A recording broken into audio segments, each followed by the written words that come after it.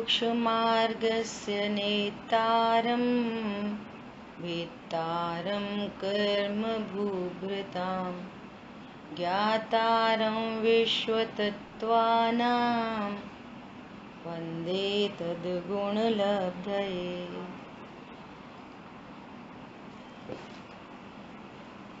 मोक्ष शास्त्र ग्रंथ अपर नाम तत्वार्थ सूत्र जी ग्रंथ यहाँ विराजमान है। महाभाग्य से हम सबने इस ग्रंथ का स्वाध्याय करने का संकल्प लिया है और ये बहुत ही अद्भुत ग्रंथ है। इस ग्रंथ के अंदर जैन धर्म की जितने भी प्रयोजन भूत हमें जानना आवश्यक है उन सब विषयों पर इस ग्रंथ में चर्चा की गई है। इसलिए इस ग्रंथ की समाहार शक्ति बहुत विशेष है। इन कई कारणों से अपन ने इसको स्वाध्याय में शामिल किया है। मंगलाचरण पर अपनी चर्चा चल रही थी कि मंगलाचरण क्यों किया जाता है। मंगलाचरण क्यों किया जाता है? कोई बताएगा मंगलाचरण क्यों किया जाता है? बोलिए। अब तक अपनी चर्चा हुई उसके एंगल से आप बोलो। मंगलाचरण निर्विघ्न समाप्ति के लिए मंगलाचरण किया जाता है जिससे कि नास्तिकता का परिहार हो, शिष्टाचार के पालन हेतु, पुण्य की प्राप्ति हेतु और कार्य के निर्विघ्न समाप्ति हेतु। बहुत बढ़िया। देखो, लिखेंगे, पढ़ेंगे, बनेंगे भगवान। आप जब तक नोट्स नहीं बनाओगे, प्रॉपर लिखोगे नहीं, तो भूलने की बीमारी तो सबको ही है। और अच्छी बातें तो हम बहुत जल्दी भूल जाते हैं, फालतू फालतू बातें याद रह जाती हैं, है ना। इसलिए ये जिनवाणी आँखों और कानों से पिया जाने वाला अमृत है। इसको अपने उपयोग में बसाना चाहिए, है ना। आचार्य भगवान ने कहा है हम मंद बुद्धि हैं, काल थोड़ा है, इसलिए प्रयोजनभूत बातों को खूब लिखो पढ़ो। और 2500 वर्ष पूर्व लिखा पढ़ी का जमाना आ गया था जब धरसेन आचार्य देव को ये चिंता हुई कि ये जिनवाणी अब लिपिबद्ध करनी चाहिए। बोलो 2500 वर्ष, और तब से और भी बुद्धि का ह्रास होता चला जा रहा है। अब विचार करो, भगवान कह रहे हैं, आचार्य परमेष्ठी कह रहे हैं हम मंद बुद्धि हैं, तो यहाँ क्या कंडीशन है। इसलिए क्या करना चाहिए, प्रॉपर नोट्स बनाना चाहिए, तो आपको ख्याल में रहेंगे। ठीक है, तो अभी ग्रंथ तो बस शुरू ही हुआ है, अपनी मंगलाचरण पर चर्चा चल रही है। पहला ही इस ग्रंथ का पहला ही सूत्र है। तो यहाँ बात चल रही थी कि मंगलाचरण 4 कारणों से किया जाता है। सबसे पहली बात है शिष्टाचार है, ये हमारा शिष्टाचार के पालन हेतु। नंबर 2 नास्तिकता का परिहार हेतु, जिससे ये पता चलता है कि आप नास्तिक नहीं हो, आप आस्तिक हो, आपका कोई बड़ा है ना। नास्तिकता के परिहार हेतु। नंबर 3 पुण्य प्राप्ति हेतु। और नंबर 4 जो काम हम करने जा रहे हैं उसकी निर्विघ्न समाप्ति हेतु, हमारा काम निर्विघ्न हो जाए, है ना। इन मूल 4 का और अनेक कारण हो सकते हैं। यहाँ तो कह रहे हैं वंदे तद्गुण लब्धये। हे प्रभु, आपके जैसे गुण हमको भी प्रकट हो। और गुण प्रकट होने का क्या अर्थ किया था,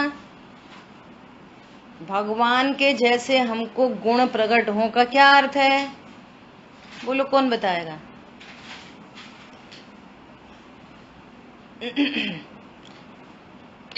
जैसे जैसे आपके गुण हैं वैसे गुण मेरे भी प्रकट है। हाँ, तो गुण शब्द का अर्थ यहाँ पे क्या लेना, देखो थोड़ी टेक्निकल चर्चा भी अपन साथ साथ पढ़ते चलेंगे। देखो गुण अर्थ, बोलिए मंजू बहन जी, बोलिए। गुण का मतलब पर्याय लिया। बहुत बढ़िया, बहुत बढ़िया। गुण प्रकट होना, व्यवहार से बोल रहे हैं, क्यों? हेतु चाहिए, लॉजिक चाहिए हर बात में, क्योंकि गुण कभी भी नए प्रकट नहीं होते। गुण तो अनादि अनंत होते हैं अजय भैया, गुण तो प्रत्येक द्रव्य में अनादि अनंत होते हैं। गुणों की पूर्ण शुद्ध जो पर्याय है, उस पूर्ण शुद्ध पर्याय को यहाँ पर गुण से संबोधित किया है। लोक व्यवहार की भाषा में जैसे कहते हैं ना, वो व्यक्ति बहुत गुणी है, तो जो अवस्था में व्यक्त दिखाई देती है ना उसकी अच्छी बातें, पर्याय में जो व्यक्ति दिखाई देती है ना अच्छी बातें, तो उन अच्छी बातों को हम क्या बोल देते हैं, ये बहुत गुणवान है। वो व्यक्त हमेशा पर्याय होती है, गुण तो व्यक्त ही नहीं होते, गुण तो कूटस्थ हैं, गुण तो अपरिणामी है, नए बनते नहीं है।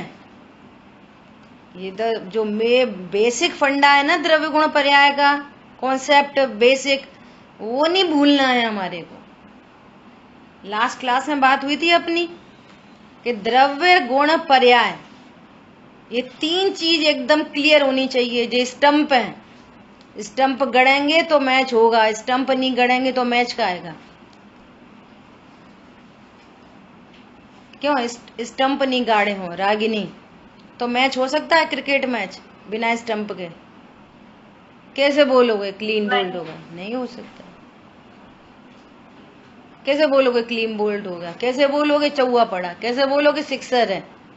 नापतोल किधर से होगी? ऐसे द्रव्य गुण पर्याय नहीं है तो जिन शासन में प्रवेश कैसे करोगे? भगवान की वो अवस्था है, पूर्ण ज्ञान, केवल सुख, अनंत दर्शन, अनंत वीर, ये पर्याय हैं। कौन सी पर्याय हैं? पूर्ण शुद्ध पर्याय हैं। उन पूर्ण शुद्ध पर्याय को यहाँ से पर गुण कह रहे हैं। क्यों कह रहे हैं? इसलिए कह रहे हैं कि अभी अज्ञानी जीवों की पर्याय में विकार है, तो विकार मिट जाए और आपके जैसी पूर्ण शुद्धता मुझे भी प्रकट हो, ऐसी भावना को लेकर वो शिष्य भगवान का मंगलाचरण करते हैं। और यहाँ पर उमा स्वामी आचार्य देव भगवान से प्रार्थना कर रहे हैं, हे प्रभु मेरी दशा हो, मेरी ऐसी दशा जैसी तुम धारी है। हमको तो पूर्ण दशा ही चाहिए, साधी अनंत काल के लिए सुख चाहिए। हाँ, ऐसा सुख हमको भी प्रकट हो, उसका अर्थ है वंदे तद्गुण लब्ध। ठीक है, इतनी पूरी चर्चा हो गई थी, मैं रिकॉल कर रही हूँ। जो भी अभी आज रागिनी पहली बार ज्वाइन हो रही है, तो इसके लिए अपन थोड़ी सी रिकॉलिंग कर रहे हैं, जिससे ये कनेक्ट हो जाए आगे की चर्चा में और अपन सबको रिकॉल हो। अब यहाँ पर एक बहुत महत्वपूर्ण बात आई थी कि जीव, उस जो भी कोई जीव है उसको पूछो तुम कौन हो, तो उसके पास आंसर नहीं है। और या फिर वो आंसर करता है तो किधर से करता है? या तो देह से आंसर करेगा, और या फिर विकारी भावों से आंसर करेगा। रागिनी कितने साल की हो गई बेटा? अनम्यूट करके बोलो। है ना, अनादि से हूँ। समझ आई बात? देखो, जो बच्चे पाठशाला में आते हैं, यहाँ जिनवाणी से जुड़ते हैं, तो उनको एक क्लिक होती है बात, ये तो देह की आयु है, मेरी आयु नहीं है, मैं तो अनादि अनंत हूँ। समझ आई बात? तो यहाँ पे कह रहे हैं मैं कौन हूँ, ये ज्ञान को पता ही नहीं है मैं कौन हूँ, और इस महाभूल से ये जीव दुखी है। ये जीव दुखी क्यों है? महान भूल कौन सी है? मिथ्या दर्शन महाभूल है। और जो सारे दुखों की बलवती जड़ है, देखो शब्द कितने गजब के थे। इन शब्दों को, ये बलवती जड़ को मैं समझो कम से कम अभी तक 10-20 बार दोहरा चुकी इस बात को। हैमरिंग होती है यहाँ पर। दुखों की बलवती जड़ मिथ्या दर्शन। मिथ्या दर्शन दुख की जड़ है, इसका मतलब है कि पैसा दुख की जड़ नहीं, इसका मतलब है शरीर के रोग दुख की जड़ नहीं, अनंत की नास्ति। कोई उल्टा सीधा बोले ये दुख की जड़ नहीं, दुख का मूल कारण तो मिथ्या दर्शन है। जब आपने ये बोला कि चीनी मीठी होती है, तो इसका अर्थ है कि वो खट्टी खारी आदि आदि नहीं होती, अनंत की नास्ति। अब कभी भी दुख भाषित हो तो तुरंत क्या विचार करना चाहिए? इसका मूल कारण मिथ्या दर्शन है। इसका मूल कारण क्या है? मिथ्या दर्शन। परद्रव्य नहीं, क्रॉस है ना। अरे नुकसान हो गया 10 लाख का, इसे क्यों भैया, क्यों दुखी हो? 10 लाख का नुकसान हो गया, क्रॉस। दुख का कारण तो मिथ्या दर्शन है, भगवान बता रहे। अरे वो खबर लगी है कि कैंसर हो गया, बहुत दुखी हैं सब लोग, क्रॉस। दुख का कारण कैंसर नहीं, मिथ्या दर्शन। समझ आ गई बात? तो अभी क्या कह रहे हैं? यदि जीव को सच्चा सुख चाहिए तो पहले सम्यक दर्शन प्रकट करना चाहिए। और सम्यक दर्शन कैसे प्रकट होगा? कि जगत में कौन कौन से पदार्थ हैं। कितने पदार्थ हैं जगत में? देखो, सोना चांदी, गाड़ी, बंगला, पत्नी, दुकान, मकान, बच्चे, भगोना, कुकर, कड़ैया, कितने कितने पदार्थ हैं जगत में। भगवान कह रहे हैं कि भैया ये तो पुद्गल द्रव्य की अवस्थाएं हैं, जगत में तो 6 पदार्थ हैं। जी, पुद्गल, धर्म, अधर्म, आकाश काल। समझना पड़ेगी ना, जिनको हम पदार्थ समझ रहे हैं वो क्या चीज है। भगवान क्या कह रहे हैं? हाँ, 9 पदार्थ भी कह सकते है ना। भगवान जो कह रहे हैं वो क्या बता रहे हैं, हम समझ क्या रहे हैं। इसलिए हमें स्वाध्याय क्यों करना चाहिए? अपनी नॉलेज को अपडेट करने के लिए। Update your knowledge and delete your wrong knowledge. अब तक जितनी भी रॉन्ग नॉलेज है उसको डिलीट करना और अपनी नॉलेज को क्या करना? अपडेट करना। अरे भगवान क्या कह रहे हैं और हम क्या समझ रहे हैं? भगवान क्या कह रहे हैं? भगवान कह रहे हैं 6 द्रव्य होते। गाड़ी, दुकान, मकान, बंगला कोई द्रव्य नहीं कहा, पुद्गल की पर्याय है। द्रव्य कहाँ है वो? पॉइंट समझ में आया? अपडेट योर नॉलेज, अपने ज्ञान को अपडेट करो अकॉर्डिंग टू आगम और लॉजिकली, युक्ति से, न्याय से। हवा की बातें नहीं है इधर में, ठीक है। तो जगत में कौन कौन से पदार्थ हैं, उनका क्या स्वरूप है और उनका कार्य क्षेत्र क्या है, इतनी बातों का हमको निर्णय करना चाहिए यदि सुखी होना चाहते हो। हमें तो बहुत बड़ा साइंटिस्ट बनना है। क्यों बनना है? उनके बहुत बड़े बड़े पैकेज होते हैं, वे तो उनका 50-50 लाख का पैकेज है। तो फिर क्या करना पड़ेगा?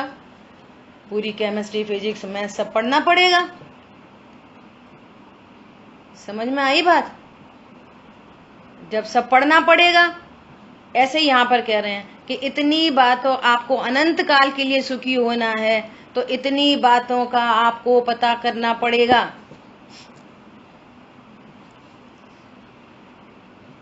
समझ में आया? इतनी बातों का आपको पता करना होगा कि उनका कार्य क्षेत्र क्या है। अब प्रश्न है कि जीव का कार्य क्षेत्र क्या है। लास्ट क्लास में अपनी बात हो गई थी। जीव का कार्य क्षेत्र क्या है? बोलो, जीव किस क्षेत्र में कार्य करता है? बोलिए। बहुत बढ़िया। ज्ञान, श्रद्धा, चारित्र्य जीव का कार्य क्षेत्र है। ज्ञान, श्रद्धा, चारित्र्य। ज्ञान, श्रद्धा, प्रति समय अनंत गुणों की अनंत पर्याय हो रही हैं। प्रति समय और यहाँ पे तो अपन को 3 की चर्चा समझ में आ गई, तो समझ लो पूरी बात समझ में आ जाएगी। जीव का कार्य क्षेत्र ज्ञान श्रद्धा चारित्र, इसका मतलब जीव का कार्य क्षेत्र शरीर नहीं है। इसका मतलब क्या हुआ? जीव का कार्य क्षेत्र शरीर नहीं है, जीव का कार्य क्षेत्र चौका चूल्हा नहीं है, जीव का कार्य क्षेत्र पैसा कमाना नहीं है, जीव का कार्य क्षेत्र बच्चे पालना नहीं है। पॉइंट समझ में आ रहा है? जिस समय भोजन की क्रिया हो रही है उस समय जीव का कार्य क्षेत्र ज्ञान श्रद्धा चारित्र। भगवान की पूजा हो रही है, जीव का कार्य क्या हो रहा है? ज्ञान श्रद्धा। प्रति समय ज्ञान श्रद्धा चारित्र। लड़ाई झगड़ा हो रहा है, जीव में क्या काम हो रहा है? ज्ञान श्रद्धा चारित्र। पॉइंट पकड़ में आ रहा है? ये मेरा क्षेत्र है। जीव क्या है? वह क्यों दुखी हो रहा है? क्यों दुखी हो रहा है? भगवान ने 6 द्रव्य कहे हैं, 6 द्रव्य का कार्य क्षेत्र पता नहीं है, किसी का किसी में मिलावट कर रहा है तो दुखी हो रहा है। क्यों दुखी होता है?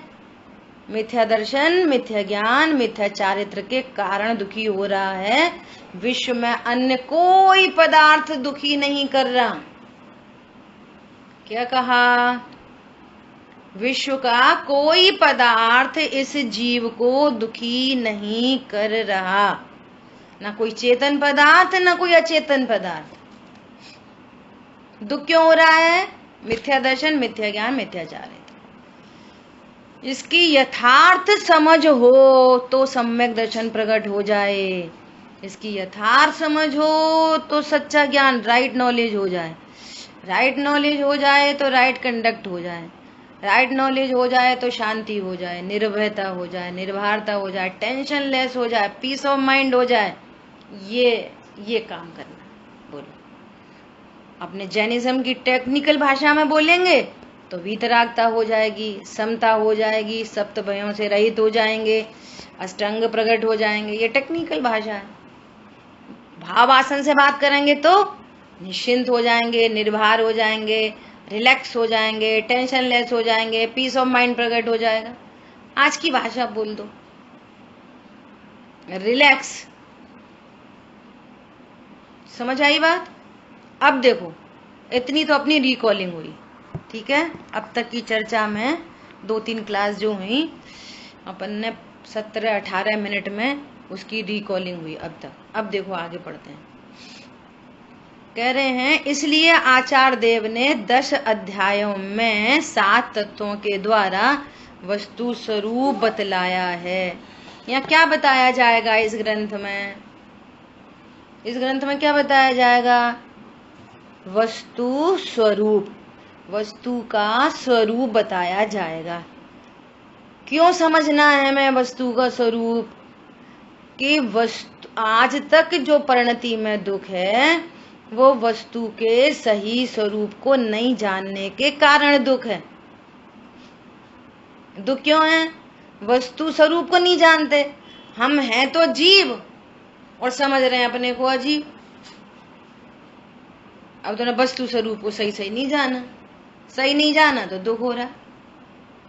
हम हैं जीव और अपने को जाने जीव, वस्तु स्वरूप की राइट नॉलेज हो तो सुख शांति हो जाएगी। देखो, कुछ भी नहीं करना, सच्ची समझ का नाम धर्म है। सच्ची समझ से शांति होती है, सच्ची समझ से निर्भरता होती है, सब काम सच्ची समझ से होते हैं। अभी क्या कह रहे हैं? इस मोक्ष शास्त्र में 10 अध्यायों में निम्नलिखित विषय लिए गए हैं। बोलो, अब कोई पढ़ेगा इसमें से? कौन पढ़ेगा? बोलो, प्रीति आप पढ़ो। क्या पढ़ना है? ये आगे पढ़ो, क्या लिखा है? इस मोक्ष शास्त्र में 10 अध्यायों में निम्नलिखित विषय लिए गए हैं। बोलो, पढ़ो। अच्छा, एक अध्याय में मोक्ष का उपाय और जीव के ज्ञान की अवस्थाओं का वर्णन है।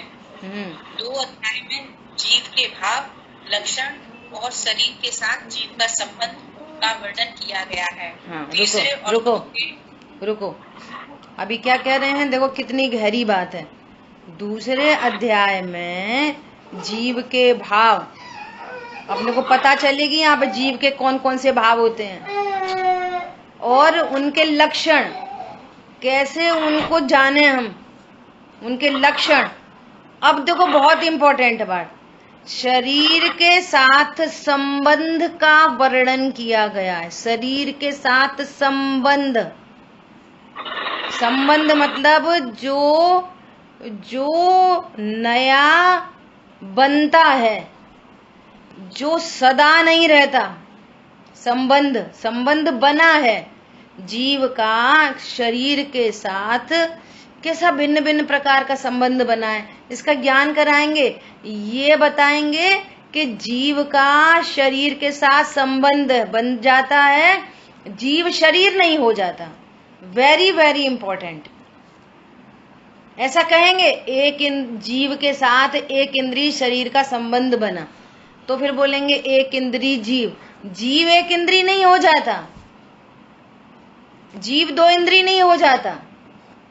जीव का, परिपूर्ण जीव का, भगवान आत्मा का, द्रव्य गुण पर्यायमयी वस्तु का, जिसका कार्य क्षेत्र ज्ञान श्रद्धा चारित्र है, ऐसी वस्तु का किन्हीं कारणों से शरीर के साथ संबंध बनता है, परंतु जीव कभी शरीर नहीं होता। संबंध बताएंगे कैसे कैसे संबंध बनते हैं। बहुत जबरदस्त ग्रंथ है, आपको बहुत आनंद आने वाला है। क्या बोल रहे हैं? जीव के साथ संबंध बनता है, उसका वर्णन किया जाएगा। जीव शरीर नहीं हो जाएगा। बताओ मीनल बहन जी, अभी अपन संगी पंचेंद्रिय हैं कि असंगी पंचेंद्रिय हैं? बोलो।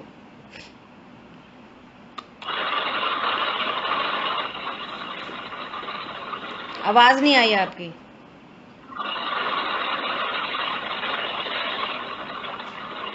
अनम्यूट तो हो रहा है उनका, पर उनकी आवाज नहीं आ रही। जीव द्रव्य है। बहुत बढ़िया, बहुत बढ़िया। हम जीव हैं, असंगी और संगी पंचेंद्रिय, ये शरीर का संबंध है और संबंध बन गया है, परंतु मैं संगी पंचेंद्रिय नहीं हुआ, मैं असंगी नहीं हुआ, मैं जीव हूं, जीव रहता हूं।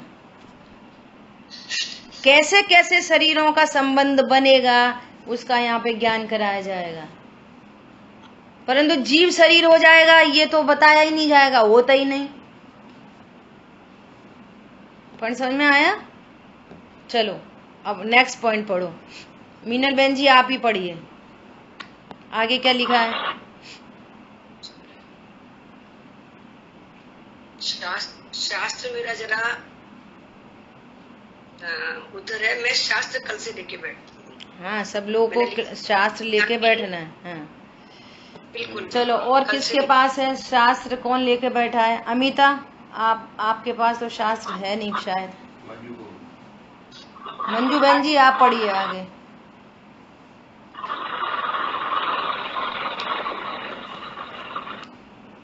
पढ़ो।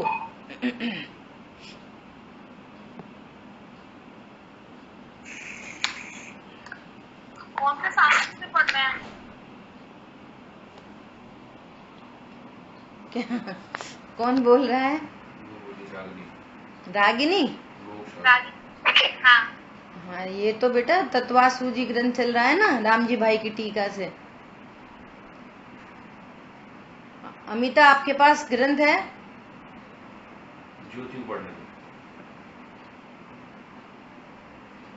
ज्योति जी है। हाँ ज्योति जी आप पढ़िए, पढ़िए। मेरे पास पीडीएफ है अच्छा टैब में, लेकिन अभी मैं पढ़ नहीं सकती हूँ। अच्छा, 2-3 दिन के बाद पढ़। ठीक है। आप पूर्वा जी आप पढ़िए। हाँ मेरे पास है बात, आप पढ़ो, कोई भी पढ़ो। थोड़ा थोड़ा सब लोग। हम चतुर्थ अध्याय में विकारी जीवों की बनने के क्षेत्रों का वर्णन है। इस प्रकार प्रथम 4 अध्यायों में जीव तत्व का वर्णन किया गया है। बहुत अच्छा। 5वें एक मिनट, देखो क्या बता रहे हैं अभी। अब ये बहुत इंपॉर्टेंट बात आएगी। 3-4 अध्याय में किसकी बात आएगी? विकारी जीवों के रहने के क्षेत्र का वर्णन। जो जीव, विकारी जीव कौन है? कि जिस जीव की, सुनो ध्यान से, विकारी जीव कौन है? जिस जीव की ज्ञान श्रद्धा चारित्र की पर्याय में विपरीतता है, मिथ्या दर्शन है, मिथ्या ज्ञान है, मिथ्या चारित्र है, ये पर्याय विकारी है। बहुत ध्यान से सुनना, बहुत बहुत बहुत ध्यान से, माइन्यूटली। विकार कहाँ पर है? अवस्था में। कहाँ पर? ज्ञान श्रद्धा चारित्र की पर्याय में विकार है। और जिनके ज्ञान श्रद्धा चारित्र की पर्याय में विकार है, ऐसे जीव को पूरा अभेद करके, जो भगवान आत्मा है ना, त्रिकाली ध्रुव तो भगवान आत्मा जीव, अनंत गुणों का पिंड जीव, और ज्ञान श्रद्धा चारित्र की पर्याय उत्पन्न हो रही हैं, और ज्ञान श्रद्धा चारित्र की पर्याय में विकार है। तो इससे विकार से अभेद करके, चूंकि पूरा द्रव्य तो अभेद ही होता है, द्रव्य गुण पर्याय में ही अभेद वस्तु है ना, तो सीधा सीधा जीव को ही क्या बोल देते हैं? विकारी जीव। विकारी जीव में ये समझना चाहिए, भगवान आत्मा कभी विकारी नहीं हुआ, ज्ञान श्रद्धा चारित्र की पर्यायों में विकार है, उसको बोलते हैं विकारी जीव। अब जिनकी ज्ञान श्रद्धा चारित्र की पर्याय में विकार है, ऐसे जीव कहाँ रहते हैं? उनका स्थान क्या है? लोक में। लोक में भी जो विकारी जीव हैं, अपराधी जीव हैं, उनका रहने का स्थान क्या है लोक में? बोलो। लोक में, अभी दृष्टांत में बात चल रही है। लोक में जेल, जेल में सज्जन पुरुष, अच्छे पुरुष, अभी दृष्टांत में बात चल रही है। दृष्टांत को समझेंगे फिर सिद्धांत समझ में आएगा। दृष्टांत में लौकिक जीवन में कोई अपराधी होता है तो वो कहाँ रहता है? जेल में। उसका रहने का स्थान क्या है? जेल। और जो सज्जन पुरुष होते हैं, अच्छे पुरुष होते हैं, वे कहाँ रहते हैं? पॉश कॉलोनी में। अभी तो लौकिक बात चल रही है। वो जो संत महात्मा होते हैं वे कहाँ रहते हैं? अभी जैन की बात नहीं चल रही है, एकदम जनरल बात चल रही है। जो संत महात्मा होते हैं वे कहाँ रहते हैं? कोई कुटिया आदि में, सबके रहने के स्थान है। ऐसे ही अब यहाँ पारलौकिक, पारलौकिक में जो अपराधी जीव हैं उनका कार्य क्षेत्र क्या क्या है? अपराधी जीवों का कार्य क्षेत्र है तो वो कार्य क्षेत्र नहीं, रहने का क्षेत्र। तो बताया जाएगा कि वो कैसे कैसे अपराधों से, मूल में तो मूल अपराध तो महामिथ्यात्व सबसे बड़ा अपराध है, और मिथ्यात्व के साथ में हिंसा, झूठ, चोरी, कुशील, परिग्रह आदि के अपराध हैं।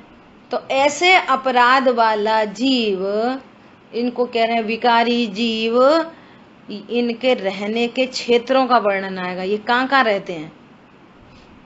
अब बहुत ध्यान से सुनना कि यदि ऐसा विकार हम में है तो हम कहाँ जा सकते हैं, हमारा क्षेत्र कहाँ हो सकता है, उसकी यहाँ चर्चा की जाएगी। टैली करना है इस ग्रंथ में अपने आप को। अभी क्या कह रहे हैं? इस प्रकार पहले से 4 अध्यायों में अकेले जीव का ही वर्णन है। पहले, दूसरे, तीसरे, चौथे अधिकार में जीव का तत्व का वर्णन किया जाएगा। 7 तत्व का वर्णन है ना, तत्वार्थ सूत्र। तो पहले से 4 अध्यायों में जीव तत्व का वर्णन किया जाएगा, और 5वें अध्याय में दूसरे अजीव तत्व का वर्णन किया जाएगा। यहाँ पे बता रहे हैं कि इन 10 अध्यायों में क्या क्या विषय आने वाला है, उसका हमारे को ज्ञान करा रहे हैं। ठीक है। अब 6वां 7वां अधिकार में चलिए पढ़िए। अपूर्वा जी पढ़ रहे थे, ज्योति जी पढ़ो। 6वें 7वें अध्याय में जीव के नवीन विकार भाव, आश्रव तथा उनका निमित्त पाकर जीव का सूक्ष्म जड़ कर्म के साथ होने वाला संबंध बताया है। इस प्रकार आश्रव तत्व का वर्णन किया है। देखो, अब जीव के नवीन विकार का निमित्त पाकर, वो नवीन जो विकारी भाव है उसका नाम है भाव आश्रव। और भाव आश्रव का निमित्त पाकर द्रव्य आश्रव होता है। अब उन दोनों का एक पर्टिकुलर एक क्षेत्रावगा संबंध बन जाता है, एक स्पेशल टाइप का संबंध बनता है जीव का कर्मों के साथ में, है ना। तो उसका स्वरूप यहाँ पर कराया जाएगा। तो ये इस प्रकार से ये तीसरे तत्व आश्रव तत्व का वर्णन 6वें और 7वें अधिकार में आश्रव तत्व का वर्णन आएगा, और 5वें अध्याय में अजीव तत्व का वर्णन आएगा, और पहले से 4 में जीव तत्व का वर्णन आएगा। ठीक है, पढ़िए, नेक्स्ट पढ़िए। 8वें अध्याय में बताया गया है कि जीव का जड़ कर्मों के साथ किस प्रकार बंध होता है और वह जड़ कितने समय तक जीव के साथ रहते हैं। इस प्रकार इस अध्याय में बंध तत्व का वर्णन किया गया है। लो, इस अधिकार में बंध तत्व का वर्णन बताएंगे कि वो कब तक के लिए बनते हैं, कैसी स्थिति, कैसा अनुभाग, कितनी प्रकृति, कितना प्रदेश, ये सब बंध के भेद प्रभेद की चर्चा यहाँ पर आएगी। ठीक है, समता बहन जी आप पढ़िए अब नेक्स्ट।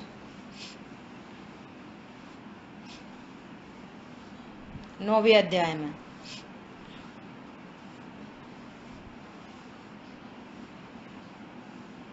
पढ़ रहे हो आप?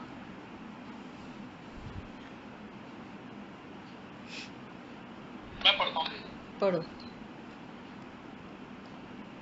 9वें अध्याय में बताया गया है कि जीव के अनादिकाल से प्राप्त न होने वाले धर्म का प्रारंभ संभव से होता है। जीव की यह अवस्था होने पर उसे सच्चे सुख का प्रारंभ होता है और क्रमशः शुद्धि के बढ़ने पर विकार दूर होता है। उससे निर्जरा अर्थात जड़ कर्म के साथ बंध का अंशतः अभाव होता है।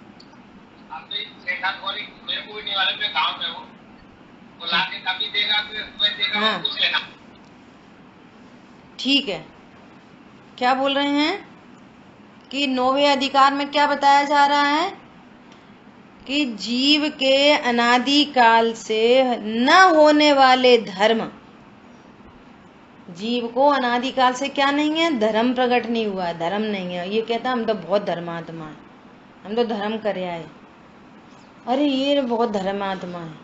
यहाँ कह रहे हैं अनादि काल से जो धर्म है, धर्म मतलब संवर निर्जरा तत्व, धर्म का प्रारंभ संवर से होता है।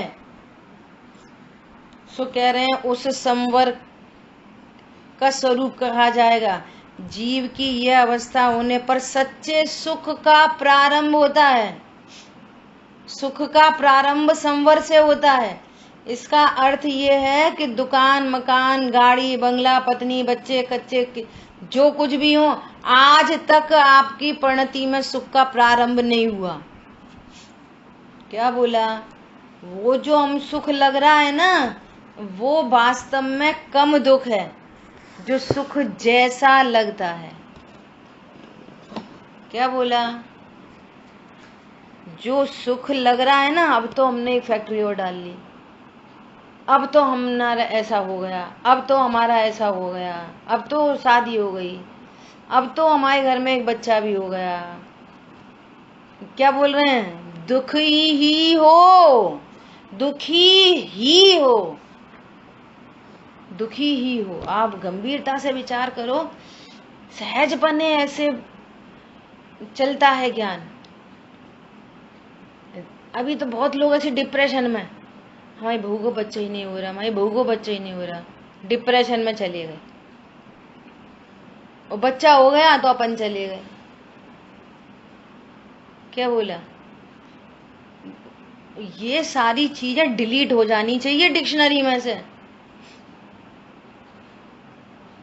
इसका नाम है आपने अपनी रॉन्ग नॉलेज को डिलीट कर दिया।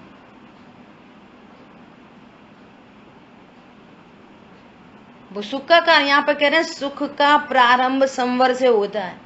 बोलो, पुत्र की प्राप्ति होने पर अगर संवर प्रकट होता है तुम्हें, तो फिर सिद्ध भगवान के पास कितने बच्चे होते? क्यों? एक फैक्ट्री और लग जाने पर संवर प्रकट होता है। बोलो, घर बहुत बड़ा बना लेने पर संवर प्रकट होता है। अरे और तो छोड़ो 28 मूल गुण का पालन करने पर संवर प्रकट होता है। बोलो, दया दान से संवर प्रकट होता है। बोलो, धर्म का प्रारंभ संवर काय से प्रकट होता है? वो संवर क्या है? वो विचार करो, हमारी परिणति में ऐसा संवर प्रकट हुआ कि नहीं हुआ? और हम संवर मतलब सुख, और हम सुख का कारण किसको समझ रहे?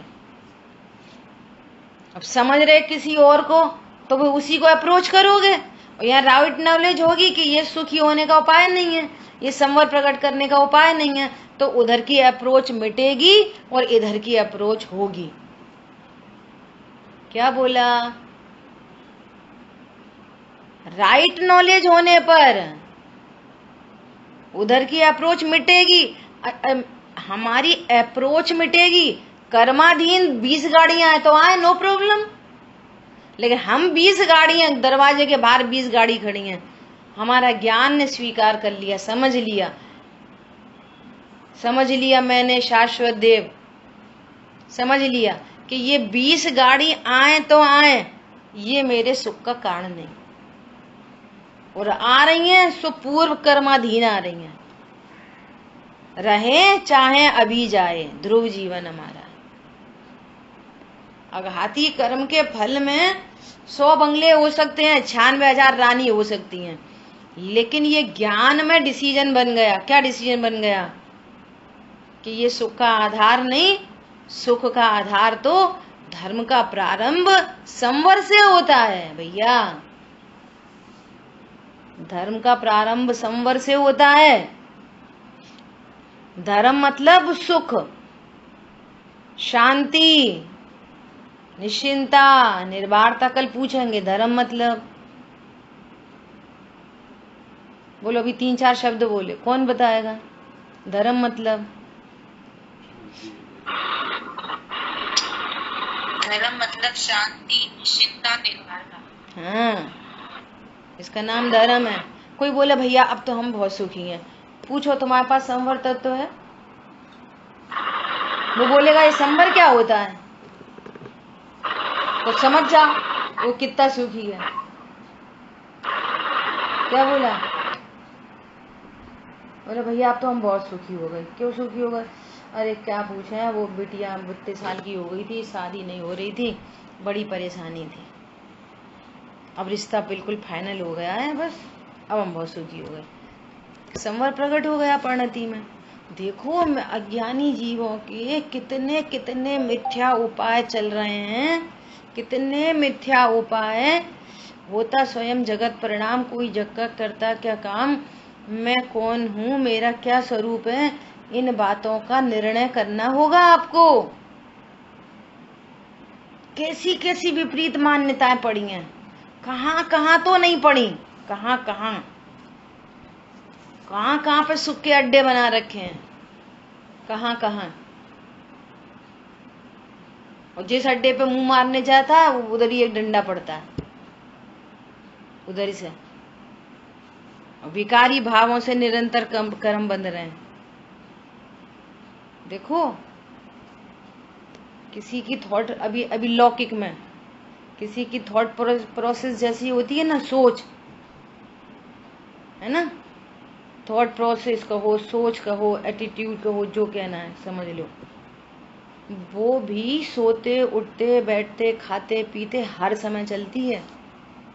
जैसे किसी की बहुत लोभ वृत्ति होती है, हमेशा लोभ कंटिन्यू नहीं रहता, लेकिन एक किसी कषाय की थोड़ी तीव्रता अधिक होती है, और वो रहती है बस, तो उसका हर काम बैकग्राउंड में लोभ लोभ लोभ लोभ लोभ लोभ लोभ लोभ रहता ही रहता है।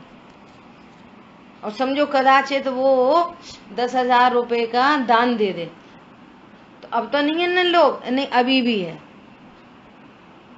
10,000 का 1 लाख का दान देने पर भी लोभ वृत्ति है, वो कहीं ना कहीं उससे कुछ ना कुछ लोभ का कनेक्शन है। ऐसे समझना, कोई है ना बहुत सुख सुविधाओं में अच्छे से रह रहा है, लेकिन उसका एटीट्यूड है निगेटिव, तो वो नेगेटिविटी उसकी कैरी फॉरवर्ड होती रहती है। एक किसी का एटीट्यूड है पॉजिटिव, तो वो पॉजिटिव एटीट्यूड कैरी फॉरवर्ड होता रहता है। समझ में आ रही है बात? यहाँ क्या कह रहे हैं? संवर से सुख होता है, इससे धर्म का प्रारंभ होता है। जीव की यह अवस्था होने पर सच्चे सुख का प्रारंभ होता है और क्रमशः शुद्धि के बढ़ने पर विकार दूर होता है। बढ़ता जाती है, शुद्धि बढ़ती जाती है, विकार मिटता चला जाता है। और विकार परिणति में विकार मिटता है तो कर्मों की भी निर्जरा हो जाती है ऑटोमेटिक। जीव कर्मों की निर्जरा नहीं करता। भाषा है कि उन्होंने कर्मों का नाश किया, कर्मों की निर्जरा की, कर्म बांधे। जीव का कार्य क्षेत्र कहाँ तक? ज्ञान, श्रद्धा, चारित्र। ये ध्यान रखना हमेशा। जीव का कार्य क्षेत्र ज्ञान, श्रद्धा, चारित्र तक है। जीव का कार्य क्षेत्र कर्मों में नहीं है, जीव का कार्य क्षेत्र शरीर में नहीं है, जीव का कार्य क्षेत्र संयोगों में नहीं है। जीव का कार्य क्षेत्र ज्ञान, श्रद्धा, चारित्र तक है। सो कह रहे हैं ये इसकी चर्चा कहाँ पर आएगी? पांचवा और छठवा ये संवर और निर्जरा तत्व का वर्णन 9वें अधिकार में करा जाएगा और 10वें अध्याय में जीव की शुद्धि की पूर्णता, सर्व दुखों से अविनाशी मुक्ति और संपूर्ण पवित्रता मोक्ष तत्व है। इसलिए आचार्य देव जो 7वां तत्व है मोक्ष तत्व, उसकी चर्चा 10वें अध्याय में करेंगे। इस प्रकार यहाँ पर इस ग्रंथ में क्या क्या विषय आने वाला है एट अ ग्लांस उन्होंने आचार्य भगवान ने यहाँ पर बतलाया है। समय अपना हुआ है, शेष चर्चा आगे करेंगे। हैं? बुआ जी, हाँ जी, ये आपने बोला कि जीव का कार्य क्षेत्र ज्ञान, श्रद्धा, चारित्र तक है, तो कर्म शरीर में भी नहीं है, जीव का कर्म में भी नहीं है, तो कर्म कैसे फिर मतलब स्टार्ट करते हैं उसके परिणामों से? हाँ, कल वापस से इस प्रश्न को दोहराना कल की क्लास में, है ना? तो इस प्रश्न के आंसर करने के साथ अपन कल की क्लास शुरू करेंगे, ठीक है? दूसरी बात, जितने भी लोग बैठ रहे हैं वे सभी लोग ग्रंथ लेके बैठेंगे। फिजिकल ग्रंथ नहीं है आपके पास तो आप मंदिर जी से उसको अवेलेबल करो किसी भी तरीके से, और नहीं तो पीडीएफ तो है ही, ग्रुप पे भेजी हुई है, तो आप पीडीएफ खोल के और स्वाध्याय करें। ग्रंथ सामने होगा तब ही आप इस ग्रंथ का लाभ ले सकोगे। तो ग्रंथ सामने नहीं होगा। हाँ, पीडीएफ से मतलब फोटोकॉपी भी करा सकते हैं इसकी, तो उससे भी हाँ फोटोकॉपी करा लो। थोड़ा थोड़ा ग्रंथ तो बहुत मोटा है ना, 500-600 पेज का है। थोड़े थोड़े से पेज करा लो, थोड़े थोड़े से 3-4 बार करते हैं तो उससे बहुत लाभ मिलता है। बिल्कुल, है ना? पिछली पुस्तक के लिए बहुत लोगों ने फोटो कॉपी करा ली थी पूरी पुस्तक की। तो बिना ग्रंथ के काम नहीं बनेगा। देखो, ये कुछ कहने की बातें नहीं होती हैं, ये सब है ना अपने पारलौकिक जीवन में ये सब लापरवाही है। एक्चुअली इसकी कीमत नहीं पता। ऐसा कोई बच्चा है स्कूल में बिना किताब के पढ़ता हुआ? एक बच्चा ला के दो, है ना? और वो अभी हमारे यहाँ वो बच्ची ने एडमिशन लिया है, कितने रुपए लग गए? 20,000। 20,000 की किताब है, जो कुछ भी उनका पूरा। बोलो यहाँ तो एडमिशन फीस और किताबें रख दी। बोलो बिना किताब के तो अभी नर्सरी के बच्चे को नहीं पढ़ा रहे, और हम तो अध्यात्म विद्या सीख रहे हैं। इसलिए तो ग्रंथ तो सामने होना परम आवश्यक है, तो ही आपको समझ आएगी, नहीं समझ आएगी। ठीक है, चलिए। जिन वाणी के ज्ञान से सूझे लोकालोक, सो वाणी मस्तक नमो सदा दे तो हूँ दो। बोलिए द्वाशांगमयी जिनवाणी माता की जय हो। जय जिनेन्द्र सभी को। जय जय जिनेन्द्र।